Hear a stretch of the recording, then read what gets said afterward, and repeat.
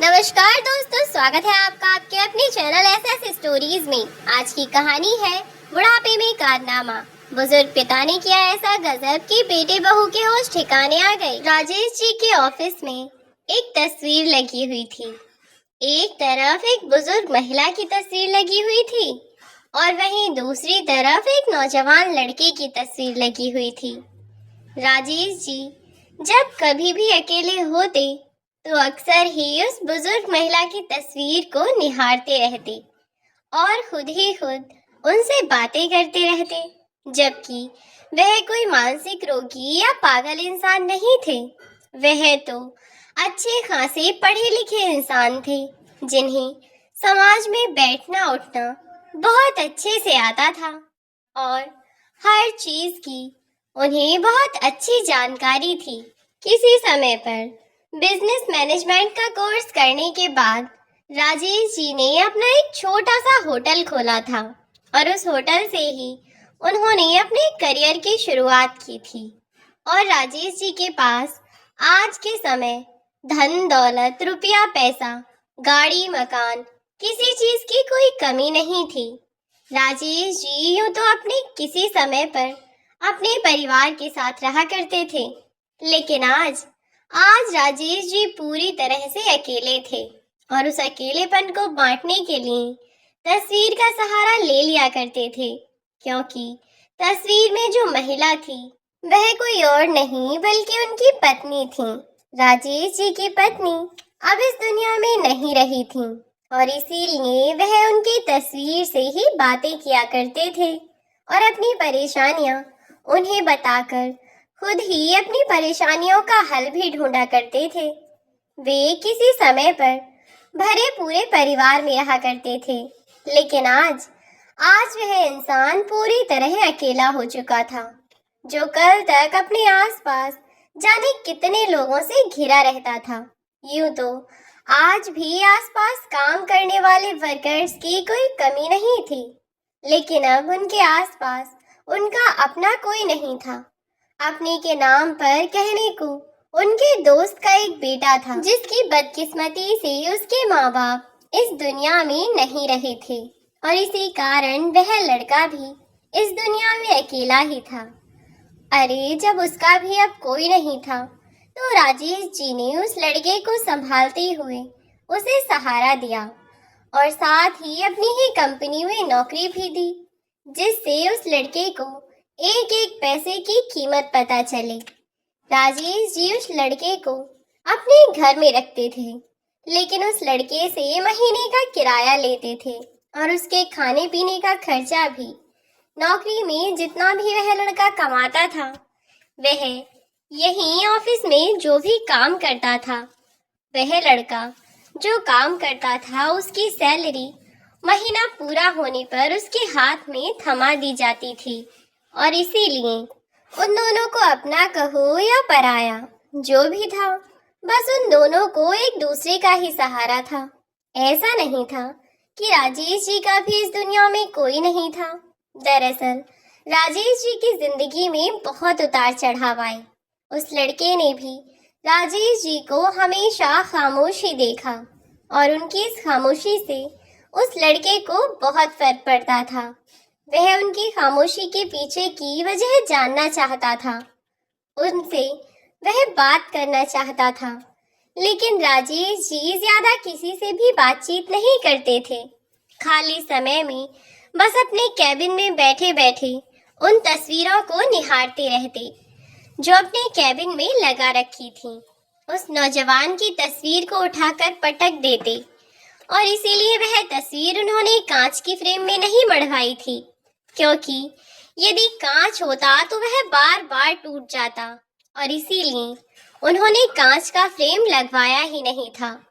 अब आप सोच रहे होंगे कि वह लड़का कौन था। दरअसल वही लड़का उनका अपना बेटा कुणाल था, जिसने उनकी जिंदगी बर्बाद करके रख दी। कुणाल उनकी जिंदगी पर लगा वह श्राप था जिससे दूर होने पर भी वह अभी तक इस श्राप से मुक्त नहीं हो पाए।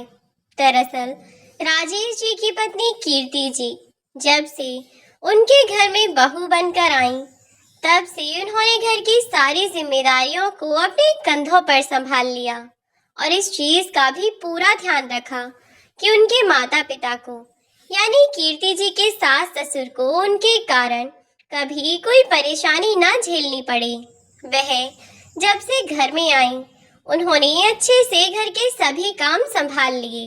वह घर की जिम्मेदारियों में बहुत व्यस्त रहती थीं और अपने ऊपर उन्होंने कभी ध्यान भी नहीं दिया।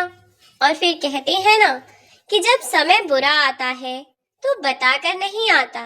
शादी के कुछ दिन तक तो सब कुछ बहुत ठीक रहा, लेकिन लगभग साल भर बाद भी जब उनकी गोद सोने की सोनी ही रही, तब आसपास के सभी लोग उन्हें ताने सुनाने लगे, दुनिया भर की बातें सुनाने लगे और आसपास के सभी लोग उन्हें बांझ कहकर संबोधित करने लगे, क्योंकि इलाज करते करते अभी तक इनकी इतनी दवाइयां खाने के बाद, इतनी गोलियां खाने के बाद भी कोई असर नहीं हुआ। उन्होंने दुनिया भर की बातें सुनी, जली कटी बातें सुनी, हजार मंदिरों में, मज़ारों पर, हर गुरुद्वारे में जाकर माथा टेका और बस एक ही प्रार्थना की कि हे प्रभु, जैसे भी हो मेरे परिवार को एक वारिस मिल जाए। और आखिरकार इतनी दुआओं के बाद ईश्वर ने उनकी सुन ही ली और उनके परिवार में उनके इकलौते बेटे कुणाल का जन्म हुआ। कुणाल के जन्म पर पूरा परिवार बहुत ज्यादा खुश था और होता भी क्यों ना, शादी के 8 साल बाद उनके परिवार में बच्चे का जन्म हुआ था, जिसके कारण परिवार के सभी लोग बहुत ज्यादा खुश थे। और वे लोग इतने ज्यादा खुश थे कि उन्होंने अपने पोते के होने पर पूरे गांव में मिठाइयां बंटवाई।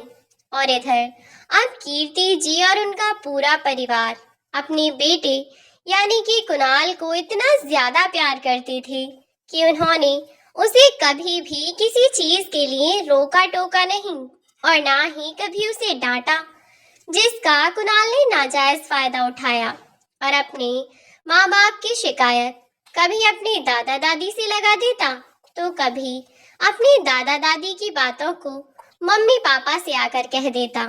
और इसीलिए वह बहुत ज्यादा बदतमीज होता जा रहा था। अब तक राजेश जी होटल मैनेजमेंट का कोर्स तो कर ही चुके थे, लेकिन माता पिता से दूर नहीं जा सकते थे और गांव में ही रहने के कारण भी कोई होटल वगैरह नहीं खोल पाए। जब उनके माता पिता की मृत्यु हो गई तो उसके बाद में अपने परिवार को लेकर वे शहर में चले गए और तब वहां जाकर उन्होंने होटल खोला। शुरू में तो वह होटल कुछ ज्यादा अच्छा नहीं चला, लेकिन धीरे धीरे वह होटल बहुत बढ़िया चलने लगा। समय के साथ उन्होंने तरक्की की ऊंचाइयों को छूना शुरू कर दिया था। अब वे अपने काम में जी जान लगा देते ताकि किसी भी तरह से अपने परिवार को बेहतर जिंदगी दे सकें। और यहाँ शहर में आने के बाद उनका बेटा कुछ समय तक तो बिल्कुल ठीक रहा, क्योंकि अभी तक वह सिर्फ स्कूल जाया करता था और उसके माता पिता उस पर थोड़ी बहुत नजर भी रखते थे कि यह किसी गलत संगत में न पड़ जाए। लेकिन 11वीं 12वीं क्लास में वह गलत संगत में पड़ गया और उसकी दोस्ती कुछ बदतमीज लड़कों से हो गई और संगत का असर देर सवेर आ ही जाता है। तो बस ऐसा ही कुछ कुणाल के साथ हुआ।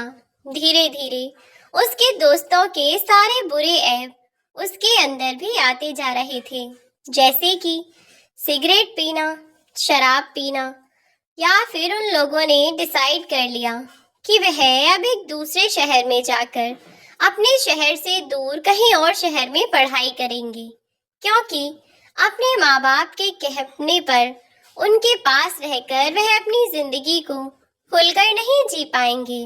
और इसीलिए कुणाल ने भी डिसाइड कर लिया कि वह भी उन लोगों के साथ जाएगा। राजेश जी और कीर्ति जी ने उसे बहुत रोका, लेकिन वह नहीं माना और उसने उनसे जिद करने लगा। जब उसने बहुत ज्यादा जिद की तो आखिरकार उस बेटे ने अपने दोनों माता पिता को मना ही लिया और वे दोनों भी इसीलिए मना नहीं कर पाए क्योंकि उनका बेटा उनसे पढ़ाई के लिए जिद कर रहा था, किसी और गलत काम के लिए नहीं। इसीलिए उन्होंने उसे कुछ नहीं कहा और दूसरे शहर में जाकर पढ़ने की परमिशन दे दी। अब आखिरकार उसके बाद में उसकी जब 12वीं परीक्षा पूरी हुई तो 12वीं में उसके बहुत अच्छे नंबर नहीं आए, लेकिन बहुत बुरे नंबर भी नहीं आए थे क्योंकि अभी तक उसके माता पिता फिर भी उस पर नजर रख लिया करते थे और उसकी पढ़ाई लिखाई का भी वे अभी पूरा ध्यान रखते थे। कुछ इसीलिए भी वह शहर से बाहर जाना चाहता था क्योंकि यहाँ उसके माँ बाप उसकी जिंदगी में दखल देते रहते। उसने सोचा कि शहर से बाहर चला जाऊंगा तो मेरे माँ बाप मेरी जिंदगी में दखल नहीं दे पाएंगे, मैं अपनी जिंदगी अपनी मर्जी से जी सकूंगा। और बस यही सोचकर 12वीं के बाद वह दूसरे शहर के लिए रवाना हो गया। इधर कीर्ति जी और उनके पति दोनों ही अकेले रह गए थे, लेकिन होटल में काम करते करते एक दिन राजेश जी की मुलाकात रविंद्र नाम के एक आदमी से हुई जो कि अच्छा खासा अमीर आदमी था। पैसे धेले की उनके पास भी कोई कमी नहीं थी और धीरे धीरे उसकी राजेश जी से दोस्ती बढ़ती रही।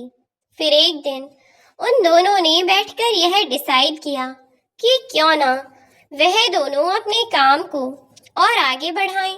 लेकिन राजेश जी के जीवन में अभी भी बहुत कुछ परेशानियां थीं।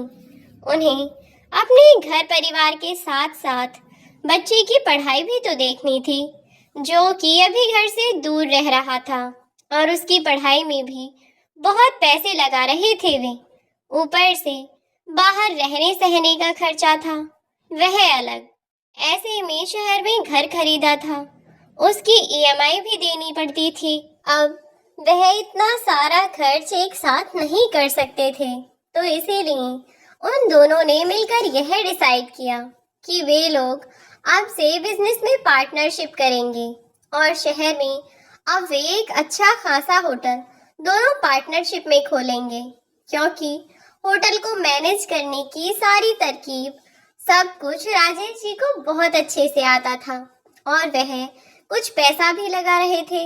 बाकी का पैसा लगाने की जिम्मेदारी रविंद्र जी ने अपने कंधों पर उठा ली। रविंद्र जी का भी इकलौता एक ही बेटा था जो कि अभी काफी छोटा था। कुणाल ने तो अभी 12वीं की थी, लेकिन रविंद्र जी का लड़का अभी 6ठी क्लास में ही था। वह बहुत छोटा था, तो जब से उनकी दोस्ती और गहरी हुई तब से रविंद्र जी के परिवार वालों का उन लोगों के साथ भी काफी मिलना जुलना और आना जाना राजेश जी के घर पर होने लगा। अब वे लोग आपस में अच्छे फैमिली फ्रेंड बन चुके थे क्योंकि कीर्ति जी अब बहुत समय से घर पर अकेली ही रह जाया करती थी। जब से बेटा गया तब से पूरे दिन बस घर पर पड़ी रहती और बोर होती रहती थी। लेकिन जब से रविंद्र जी का बेटा उनके घर आने जाने लगा तब से उनका मोह उसमें बहुत ज्यादा हो गया था। वह रविंद्र जी के बेटे नवीन को बिल्कुल कुणाल की ही तरह प्यार करती थी और नवीन भी अब बड़ी मम्मी कहने लगा था उन्हें क्योंकि उन लोगों की घनिष्ठता बहुत ज्यादा हो गई थी। कुणाल को जब यह सब पता चला कि उसके पापा ने एक बड़ा होटल ले लिया है तो वह भी बहुत खुश हुआ और वह अपने पापा से कहने लगा कि पापा अब आप मेरे लिए भी कोई अच्छा सा बिजनेस सेटअप करवा दीजिए क्योंकि अब 1-2 साल में मेरी भी पढ़ाई पूरी हो ही जाएगी, फिर उसके बाद मैं भी अपना कोई बिजनेस ही करूँगा। तब राजेश जी ने कहा कि बेटा तू कुछ समय पहले मेरे साथ रहकर थोड़ा सा एक्सपीरियंस तो ले ले। जब तक तुझे इन चीज़ों की जानकारी होगी ही नहीं तो तू भला अपना बिजनेस कैसे संभाल पाएगा। लेकिन कुणाल तो समझना ही नहीं चाहता था। लेकिन अभी कुणाल की पढ़ाई पूरी भी नहीं हो रही थी, तो इसीलिए राजेश जी ने उसे अभी ऐसे ही बहला दिया कि हाँ हाँ ठीक है बेटा, अभी पहले अपनी पढ़ाई तो पूरी कर लो, उसके बाद देखेंगे कि क्या करना है क्या नहीं करना, ठीक है। तब तो कुणाल वापस अपने शहर चला गया और अपनी पढ़ाई पूरी करने लगा, या कहो कि अपनी अय्याशियां करने लगा। वहां पर कुणाल ने हर एक बुरी आदत अपने अंदर डाल दी थी। सिगरेट और शराब के साथ वह अब और भी नशे करने लगा था। ड्रग्स जैसी खतरनाक चीज का नशा अब वह किया करता था, लेकिन उसके घर वाले इन सब बातों से बिल्कुल अनजान थे। वे तो बेचारे यही सोच रहे थे कि उनका बेटा शहर में रहकर अपनी पढ़ाई पूरी कर रहा है। उन्हें क्या पता था कि शहर में रहकर वह तो अपनी जिंदगी बर्बाद कर रहा है और अपने साथ साथ अपने माता पिता के भविष्य के लिए भी परेशानियां खड़ी कर रहा है। वह तो केवल अपने बेटे के बारे में सोचते थे, और सही भी था। जो इंसान अपनी जिंदगी में इतना कुछ कर सकते हैं, वह अपने भविष्य के लिए कुछ ना कुछ तो कर ही लेंगे। लेकिन बड़ी बात तो उनके बेटे की थी ना, कि वह अपनी जिंदगी को बर्बाद कर रहा था, जो कि इसके माँ बाप को बिल्कुल पसंद नहीं था। लेकिन राजेश जी और उनकी पत्नी कर भी क्या सकते थे, सिवाय अपने बेटे को समझाने के। और उन्होंने अपना फर्ज बहुत अच्छी तरह से निभाया। उन्होंने अपने उस नालायक बेटे को बहुत समझाने की कोशिश की। जब भी उन्हें कहीं से कुछ पता चलता, तभी उसे समझाते कि बेटा तू ऐसे मत किया कर, ऐसा करने से भविष्य में तेरा नुकसान हो सकता है। लेकिन तब तो वह अपने माँ बाप को पागल समझता था और उनके सामने तो बस हाँ में गर्दन हिलाता रहता और हाँ हाँ करता रहता। लेकिन बाद में अपने यार दोस्तों के सामने बहुत शेखी मारता। सारे ऐब भरे हुए थे उसमें, और ऐसे ही बिगड़ी हुई एक लड़की से उसने दूसरे शहर में ही कोर्ट मैरिज कर ली, और वह लड़की अब उसके साथ उसके घर आ गई। इधर दोनों माँ बाप यह सोचकर खुश थे कि बेटा पढ़ाई पूरी करके आखिर घर आ ही रहा है, तो अब उनका अकेलापन बांटने के लिए उनके पास कोई तो होगा। अभी दूसरों के बच्चों को देख देख कर ही वह उन पर ही लाड़ प्यार बरसाती रहती थी। अब वह नहीं करेंगी, बल्कि अपने बच्चों को अपने सामने देखकर खुश रहेंगे। और फिर अब उसकी पढ़ाई पूरी हो चुकी थी, तो अब तक तो वह भी शादी के लायक था। और इधर 3 साल से रविंद्र जी का बेटा, जो कि लगातार कीर्ति जी के कांटेक्ट में था। कीर्ति जी अब उसे बहुत ज्यादा प्यार करने लगी थी और उसे भी अपने बेटे के ही समान समझती थी। और वह भी धीरे धीरे अब बड़ा हो ही रहा था, तो उसे भी अपनी बड़ी माँ से बहुत ज्यादा प्यार था। वह अपनी माँ की ही तरह उनका भी ख्याल रखता था, उनकी बहुत इज्जत करता था और उन्हें बहुत प्यार भी करता था। इधर बेटे के आने के बाद जब कीर्ति जी और राजेश जी ने अपने बेटे के साथ में लड़की को देखा और दोनों के गले में उन्होंने हार पड़े हुए देखा, तो वे दोनों सब कुछ समझ गए और उन्होंने उस लड़की को अपनाने से इनकार कर दिया। राजेश जी बहुत ज्यादा गुस्सा हुए कि पता नहीं किसे उठा लाया है, कैसी लड़की है कैसी लड़की नहीं है, अरे किस घराने से है, किस खानदान से है, कम से कम कुछ तो पता होना चाहिए ना। कुछ नहीं तो कम से कम इंसान के बारे में कुछ तो पता होना ही चाहिए ना हमें। ऐसे कैसे तो किसी को भी उठाकर लाकर हमारे सामने खड़ा कर देगा और हमसे कहेगा कि यह हमारी बहू है, तो हम मान लेंगे क्या?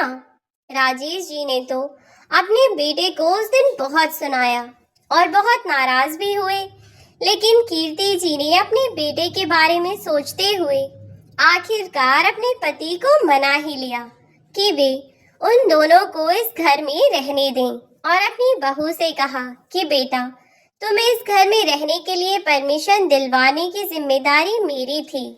आगे तुम्हें तुम्हारे ससुर जी का दिल कैसे जीतना है यह तुम जानो, मैं इसमें कुछ नहीं कर सकती।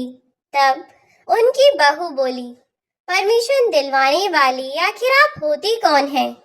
यह मेरे पति का घर है और मैं यहाँ रहूंगी ही रहूंगी। फिर चाहे आप चाहें या ना चाहें, साइड हो जाइए। मुझे किसी को खुश करने की कोई जरूरत नहीं है। आप साइड हो जाइए प्लीज, मुझे अपने कमरे में आराम करने जाना है। इतना कहकर वह चली गई और पीछे उनका बेटा कुणाल खड़ा रहा। कुणाल को देखकर चौंकती हुई कीर्ति जी उसे देखती ही रही। तब कुणाल हंसता हुआ अपनी माँ से बोला, अरे वह थोड़ा थक गई होगी ना सफर में, बस इसीलिए थोड़ी चिड़चिड़ी हो रही है और कुछ नहीं है। वैसे बहुत अच्छी है माँ। अभी तक कीर्ति जी को इतना तो समझ आ ही गया था कि उनकी बहू रानी इतनी सीधी नहीं है जितनी भोली वह शक्ल से लगती है, और शायद उनके बेटे ने कोई गलत फैसला ले लिया है। लेकिन अब शादी हो चुकी थी और कोई कुछ नहीं कर सकता था, इसीलिए अब उन्होंने सोचा कि कोई बात नहीं, धीरे धीरे करके वे अपनी बहू को अपने घर के तौर तरीके सिखाने की कोशिश करेंगी और थोड़ा वे खुद को भी उसके हिसाब से ढालने की कोशिश करेंगी। दोनों तरफ से अगर थोड़ी थोड़ी कोशिश की जाए तो रिश्तों को निभाने में ज्यादा मुश्किलें नहीं आती। बस यही सोचकर अपनी बहू की ओर उन्होंने अपने कदम बढ़ा दिए। अब अगली सुबह उन्होंने उठकर देखा कि रविंद्र जी का बेटा उनके घर के दरवाजे पर आया हुआ खड़ा था, जिसे देखकर कीर्ति जी बहुत खुश हो गईं और उन्होंने अपनी बाजू फैला ली और नवीन दौड़ता हुआ आकर उनके गले लग गया और चहकता हुआ बोला, बड़ी मम्मी कैसी हैं आप? और बड़े पापा आप कैसे हैं? आज तो आप दोनों और ज्यादा खुश होंगे ना, क्योंकि आज भैया जो आ गए हैं, है ना? वैसे भैया हैं कहाँ? मैंने तो उन्हें देखा ही नहीं। तभी सीढ़ियों से उतरता हुआ कुणाल नीचे आया, जिसे देखकर दौड़ता हुआ नवीन उसके पास पहुंचा।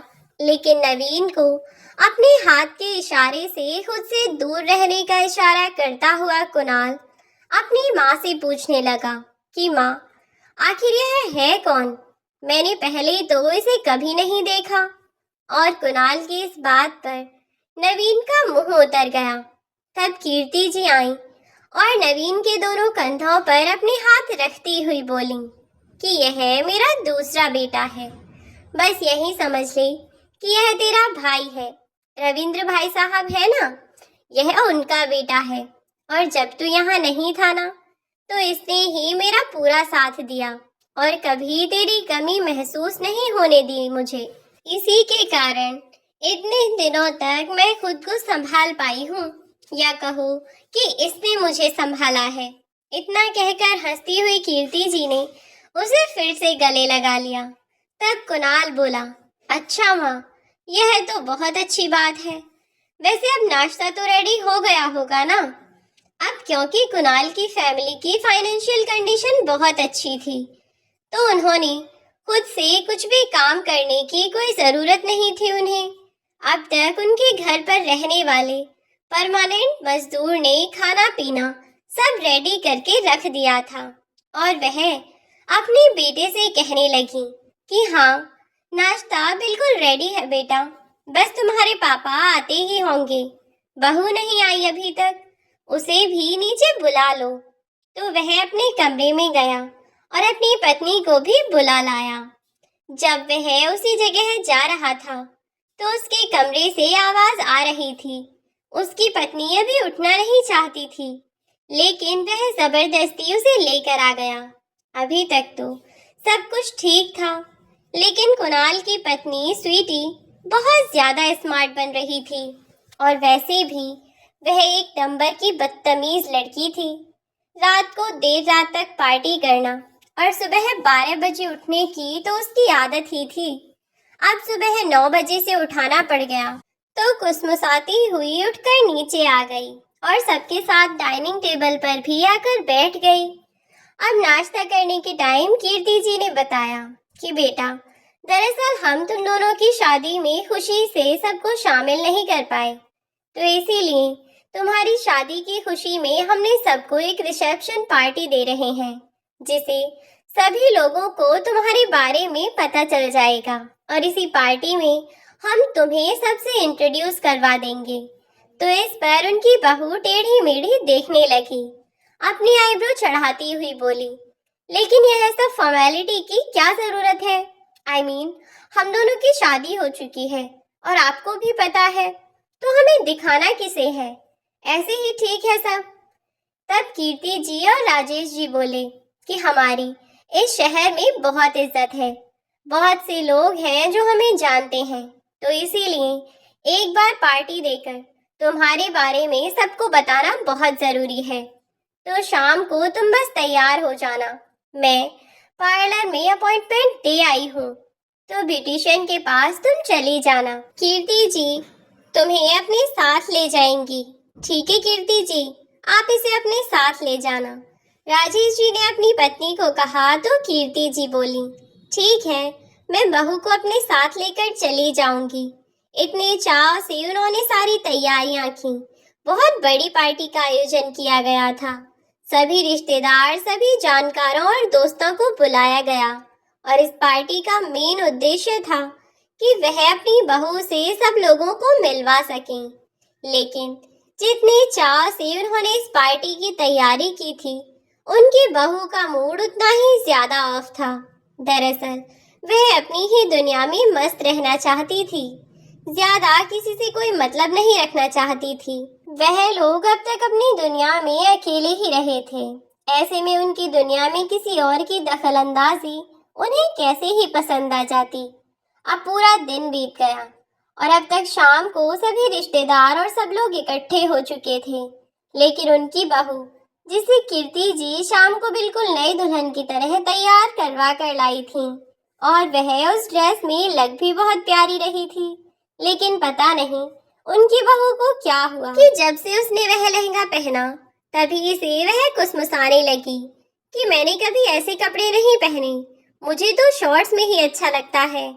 तब उन्होंने उसे समझाया कि बेटा, घर में चाहे जो कपड़े पहन लेना, लेकिन अभी के लिए तुम नई दुल्हन हो और दुल्हन को थोड़ा अच्छे से तैयार होना पड़ता है। बस आज की बात है, फिर अपने घर में जो तुम्हारा दिल करे तुम वह पहनकर घूमना, तुम्हें कोई रोकने वाला नहीं है। और आखिरकार उन्होंने उसे तैयार करवा कर अपनी बहू को अब स्टेज पर लाकर बिठा दिया। स्टेज पर बैठी हुई उनकी बहू बिना किसी बात के हर चीज पर अपना टेढ़ा मेढ़ा मुंह बना रही थी, बहुत ज्यादा परेशानी में थी जैसे, जबकि उसके लिए तो अच्छा ही था कि उसे इतना प्यार करने वाले ससुराल वाले मिले, लेकिन वह तो इन सब चीजों से ऊब गई थी। मुश्किल से ज्यादा घंटा भर वहीं खड़े रहने के बाद उसे ऐसे लगा जैसे अब तो उसके लिए इस लहंगे में रह पाना बिल्कुल संभव नहीं है और उसे किसी न किसी की मदद चाहिए। वह इस स्टेज पर ही सबके सामने खड़ी हो गई और अपने सिर से चुन्नी उतारकर फेंक दी और हैवी कंगन वगैरह उतारती हुई बोली, बस यार, अब यह सब ड्रामा मुझसे और नहीं होगा, अब और बर्दाश्त नहीं कर सकती मैं। हद होती है किसी चीज की। जब से आई हूँ तब से नमूना बना कर रख दिया है, जब से आई हूँ तब से तमाशा लगा रखा है। बहू यह पहन लो, यह रख लो, यह खा लो, यहाँ चली जाओ, वहाँ चली जाओ, ऐसा मेकअप करवा लो, वैसा मेकअप करवा लो, बहू सर पर पल्ला रख लो, यह सैंडल पहन लो।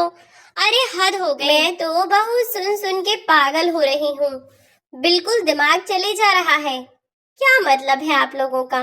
बिल्कुल हद है आपसे। किसी एक इंसान के बस पीछे पड़ जाओ, बस चाहे उसका खुद कुछ मन कर रहा हो या ना कर रहा हो। क्या जरूरत थी इतना तमाशा करने की और इन फालतू के लोगों को बुलाने की? नमूना को बुलाकर उनके सामने मुझे मूर्ति की तरह बिठा दिया है, तो क्या कर लिया आपने? क्या भलाई कर ली आप लोगों ने? बताइए मुझे, बताइए क्या भला कर दिया? फालतू में तमाशा बनाकर रख दिया है। बहू की इन सब बातों को सुनकर वहां उपस्थित सभी लोगों को अपनी बेइज्जती महसूस हुई और वे लोग एक एक करके वहां से चले गए। यह बात राजेश जी को भी अच्छे से समझ आ गई। बहू तो नखरे में वहां से चली गई थी, लेकिन असली बेइज्जती तो कीर्ति और राजेश जी की हुई। जब बहू के जाने के बाद लोगों ने उन्हें ताने देना शुरू कर दिया कि राजेश जी, हमें नहीं पता था कि आप ऐसी घमंडी और नकचढ़ी बहू लेकर आएंगे। कोई बात नहीं, हो जाता है, अब हम चलते हैं। एक एक करके सभी मेहमान अपने घर चले गए और यह बातें कीर्ति जी और राजेश जी दोनों को ही बहुत बुरी लगी। लेकिन फिर भी उन्होंने अभी तक तो कुछ नहीं कहा, पर अगली सुबह अपनी बहू को समझाया कि उसे सब लोगों के सामने ऐसे तमाशा नहीं बनाना चाहिए था। अगर कोई परेशानी थी तो तुम हम लोगों से एक बार डिस्कस कर लेती, आराम से हमें बता सकती थी। क्या जरूरत थी इतना तमाशा करने की? सब कह रहे थे कितनी बदतमीज लड़की है, उसे किसी से बात करने की तमीज नहीं है। इसीलिए उन्होंने उससे बात करना बहुत कम कर दिया था और अपने काम से काम रखा करते। बेटा भी अपनी पत्नी की हाँ में हाँ मिलाता रहता। यह सब बातें उन्हें पसंद नहीं थीं, क्योंकि बेटे और बहू दोनों ही एक राग में गाते थे। बेटे से दिन में रात कहती तो रात कहता, बस जैसे बहू कह देती थी वैसे ही राजी हो जाता। अभी तक तो फिर भी ठीक था, लेकिन फिर जल्द ही वे लोग अपनी कमियों को कैसे छिपा सकते थे? जल्द ही उनकी कमियां भी सामने आने लगीं। बहू बेटे दोनों साथ में बैठकर सिगरेट पीते, साथ में बियर पीते, दारू पीते और कभी भी बार में चले जाया करते। राजेश जी ने इतने वर्षों में जो अपनी इज्जत बनाई थी, उसे मिट्टी में मिलाने पर तुला हुआ था उनका बेटा। लेकिन इस बारे में अभी तक उन्हें यह नहीं पता चला था। कुणाल के घर वालों को यह नहीं पता लगा कि उनका बेटा इतने सारे ऐब करने लगा है। एक दिन जब कीर्ति जी मंदिर से घर पहुंची तो उन्होंने देखा कि उनके बेटा और बहू सुबह 10 बजे ही दारू की बोतल खोलकर बैठे हुए हैं और बरामदे में यानी हॉल में ही बैठकर बियर की बोतल पिए जा रहे थे। बेटे ने दारू की बोतल भी रखी हुई थी और दोनों एक एक पैक बना रहे थे और पिए जा रहे थे। यह सब देखकर कीर्ति जी को बहुत गुस्सा आया और उनकी पूजा की थाली उनके हाथ से गिर गई। उन्होंने गुस्से में अपने बेटे को तेज आवाज दी और कहा, कुणाल, तुझे शर्म नहीं आई? तूने मेरे पूजा पाठ के घर में ऐसी अशुद्ध चीजों को लाने के बारे में सोचा भी कैसे? और बहू, तू भी इसके साथ बैठकर यह सब पी रही है? अरे, आदमियों को तो तमीज नहीं होती, लेकिन तू तो औरत होकर भी। उनकी बहू बोली, जाओ अपने कमरे में और अपना काम करो। मुझे जो करना है मैं वही कर रही हूँ। तुम मुझे ज्यादा समझाने की कोशिश मत करो और मुझे ज्यादा ज्ञान मत दो। यह सब कहती कहती बहू बियर की बोतल उठाकर गटकने लगी। अब देखो, उसे दारू का नशा हो चुका था और अभी भी लगातार वह नशा किए जा रही थी। यह सब देखकर और अपनी बहू को नशे में देखकर, नशे में धुत देखकर और उसे यूं गिरता पड़ता बुरी हालत में देखकर कीर्ति जी को उस पर बहुत गुस्सा आया और वह उससे कहने लगी कि बहू, तू इस बोतल को रख दे। लेकिन उनकी बहू ने उनकी बात नहीं मानी, तो वह अपनी बहू को जबरदस्ती उसके कमरे की ओर ले जाने लगी और इस काम के लिए उन्होंने अपने बेटे की भी मदद मांगी। बेटे ने अपनी पत्नी को गोद में उठाया और उसे लेकर अपने कमरे में ले जाने लगा। लेकिन क्योंकि उनका बेटा और उनकी बहू दोनों ही नशे में थे और बहू बेटे का कमरा भी ऊपर था, तो जब वे लोग कमरे में जा रहे थे तो कीर्ति जी ने अपनी बहू के पांव पकड़ रखे थे।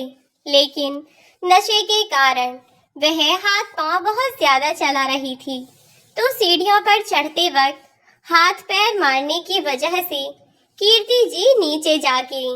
उनकी बहू को तो बेटे ने संभाल लिया, लेकिन कीर्ति जी नहीं संभल पाई और ऊपर से लुढ़कती हुई वह जब नीचे आकर सीढ़ियों पर गिरी तो पता चला कि सीढ़ियों के बीच में रखे हुए एक कांच के गुलदस्ते से वह आकर टकराई थी और उस गुलदस्ते पर उनका सिर पड़ा, जिससे वह गुलदस्ता तो टूटा ही, साथ ही कीर्ति जी का सर भी फूट गया।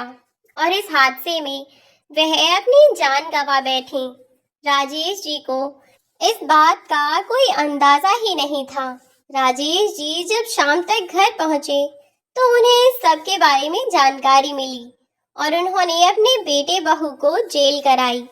जब हॉस्पिटल में पत्नी से मिलने गए तो उन्होंने उन्हें सारी सच्चाई बता दी और ना चाहते हुए भी राजेश जी को ऐसा करना पड़ा, क्योंकि जितना प्यार वह अपने बेटे और बहू से करते थे उससे कई गुना ज्यादा प्यार वे अपनी धर्मपत्नी से करते थे। तो उनके कातिलों को वह ऐसे कैसे छोड़ सकते थे? चाहे उनकी मौत एक हादसे में हुई, लेकिन उस मौत का कारण तो उनकी बहू और बेटा ही थे ना। इसके कारण वे उन्हें माफ नहीं कर सके और उन्हें उनके कर्मों की सजा दी। और इधर नवीन, जो कि अभी छोटा ही था, उसकी पढ़ाई पूरी होते होते उसके माता पिता भी अचानक ही एक कार एक्सीडेंट में दुनिया को छोड़कर चल बसे।